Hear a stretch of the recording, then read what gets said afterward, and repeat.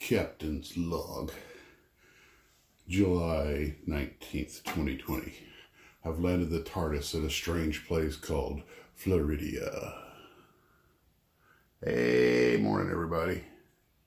So, I hope everybody's, whoops, goes the other way. Trying to use my Osmo here. Here we go. Trying to make a slick operation. Promise not to go long today like yesterday. Just nice little Sunday morning chat. It's Sunday. I didn't even bother to comb my hair.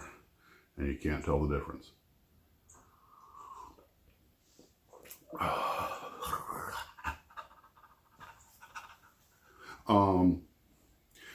Did any of you guys ever build the Revell 132nd scale fighter planes that came out in the late 60s? The Spitfire, the Thunderbolt, the Zero, the 109 G.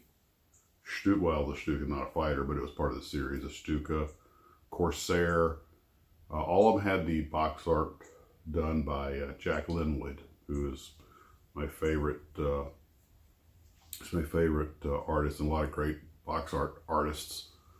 But as I mentioned in some other videos, his Spitfire cover of the Mark I. Yeah, hop on up here. There, everybody. Can you see, honey? Hey, come here, see. Everybody wanted to see you earlier. You wouldn't come up here last time. I had to. Come on. Yeah, had to take a still picture of you. She's a sweetheart. She's a little gray tabby, a little shy, but super sweet. Ooh. And I'm just part of our housekeeping staff.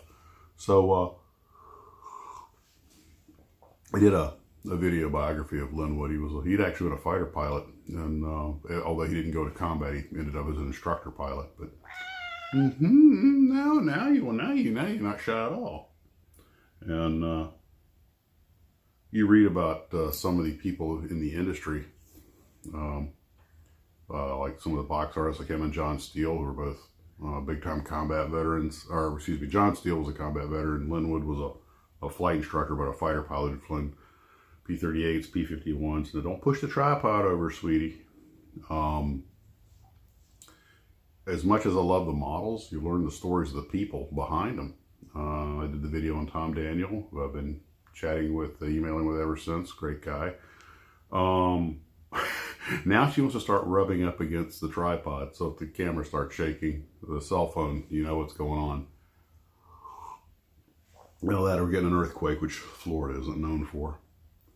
But the people are, well, I mean, like people everywhere. People are interesting, and but there's all these people, and I realize for a lot of them it's just a job. But was it Ken Merker over at Monogram that was in charge of like getting the production done, getting the molds made, things like that. And I'm still trying to hopefully get up with the guys at Atlantis and Glencoe about. A lot of folks have shown interest in mold making. Something I might do before then is do a little research on beryllium, because apparently that's the beryllium copper is the popular thing to make the molds out of.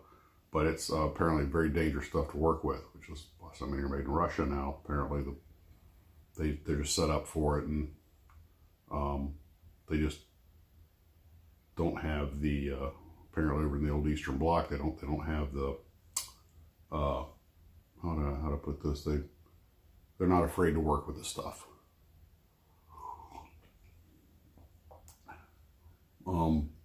So I did my first Zoom interview with John over at Fast Cars, and I'll stick a link to that in here. And yeah, of course, it's just an hour and a half of me talking about myself, which, whoops, whoa, okay, everything operates in reverse when you're in selfie mode. Come on, Zippy, get that, there we go. So, like you don't get enough of that with the cafe that makes these ideas. Oh God, why do I see the word cafe and all of a sudden I go in this bad stereotype of a French accent. Again, my apologies to the French-speaking world. I don't know why I did that. Must have been my time in Montreal. And yes, I know. I trained up in Montreal on the jet. And a couple of my French co-workers reminded me that the French they speak up there is its own thing. But anyway, back to the 1/32 scale models. When I was a little kid, those models were $3 back in the late 60s, early 70s. I think they were the first regular kits to break the $3 mark, which was pretty trend-setting at the time. And because of the artwork on the boxes, and my brother had a few of the models, it was just, to me, those things were just, they were the holy grail of models. To build something, when you're 9, 10 years old, to build something in 1/32 scale instead of 1/48 or 1/72 or 1/76 was just it was like the day you get out of diapers. It was a game changer. You know, you were in the big leagues now. You were building 1/32 scale models. And I don't remember what my first one was, but the no, I was going to say P40, but I don't think so. But I just do remember being very excited when I got it. But the Jack Linwood artwork on those boxes made sure I gobbled up every one of them I could get. And I keep the boxes. I did a build on the Spitfire and the Messerschmitt that I got, but unfortunately, once I actually built the things, I was kind of disappointed. Especially the cockpits had the canopies had really bad fits, and I thought maybe it's me. And I actually went back and I didn't like the paint job I did on the 109 at all. It's just one of those paint jobs that kind of, you start touching it up and it starts going south, and you just go whole hog, and it gets even worse. And so I actually very carefully painted over a lot of it, and then repainted a second time. And I thought it was going to come as looking a lot better, and then of course just that one time, and then with the spray gun, and like crap, you know, you're supposed to be putting a little blotch pattern on there, and all of a sudden it makes a almost perfect circle that's too big. I'm like, you know, if you wipe it off, it's going to smear everything else. And odds are 9 out of 10 people look at the airplane would never notice, but you know it's there. And anyway, so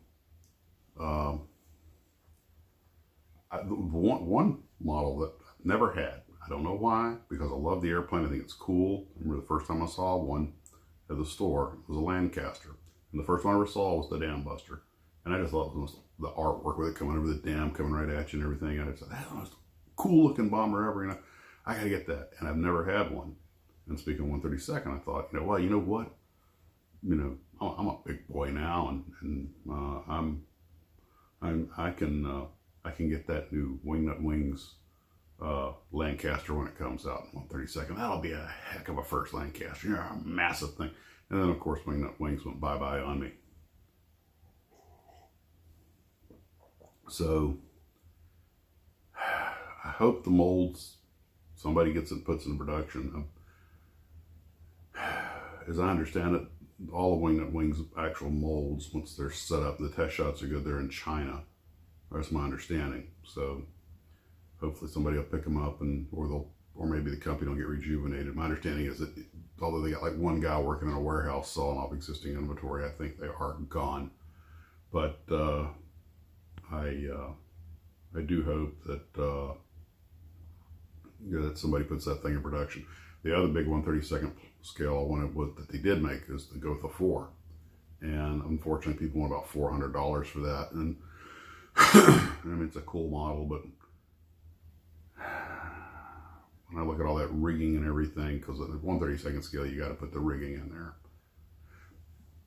What I need to learn, I've never used it, but I've heard about it, is what do you call that stuff? It's the rigging for like World War I model airplanes, fine lines. I guess it's got a little elasticity to it.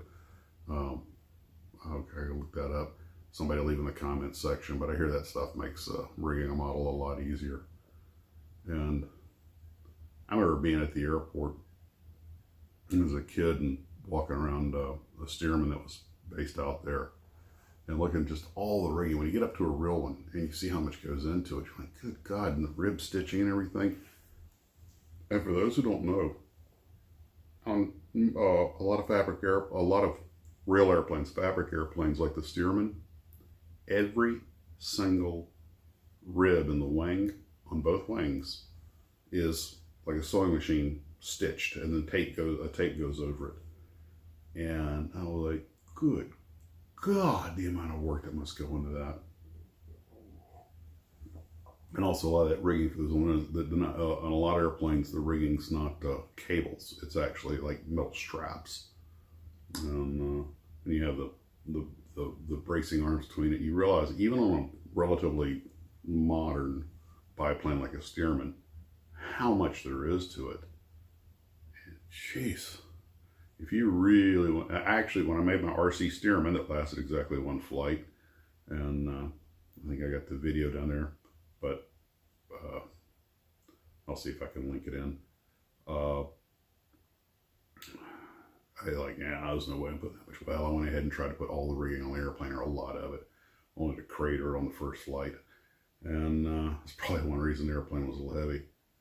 Would have held if I put the battery in the right place. I actually had the weight and balance. It was a Guilos model that I had converted. I've been told you're supposed to call it Guilos. It was a Guilos model that I had converted to RC, and it had everything right except I made a crop duster out of it because I grew up on a crop dusting strip. That's where I learned to fly. My dad started teaching me to fly when I was 10 years old.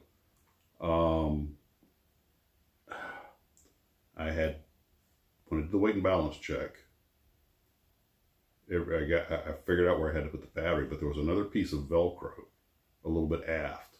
And just before I flew the airplane, I mistakenly put the battery on the wrong piece of Velcro. So it was tail heavy when I took off, and it just was flying all over the place. And I thought I was going to get it back, and kept it in the air with extreme hypersensitive controls. And eventually I realized there was no way I was going to get this thing on the runway in one piece. So I took it out over the soft grass, just cut the power and tried to dead stick it, but hit too hard. Balsa strong, but delicate. Like me. I'm kidding. I'm not strong.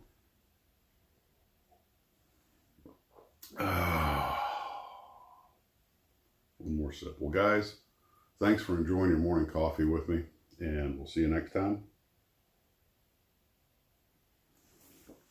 And now it's time for me to jump back in the TARDIS and hop on out of here. See ya.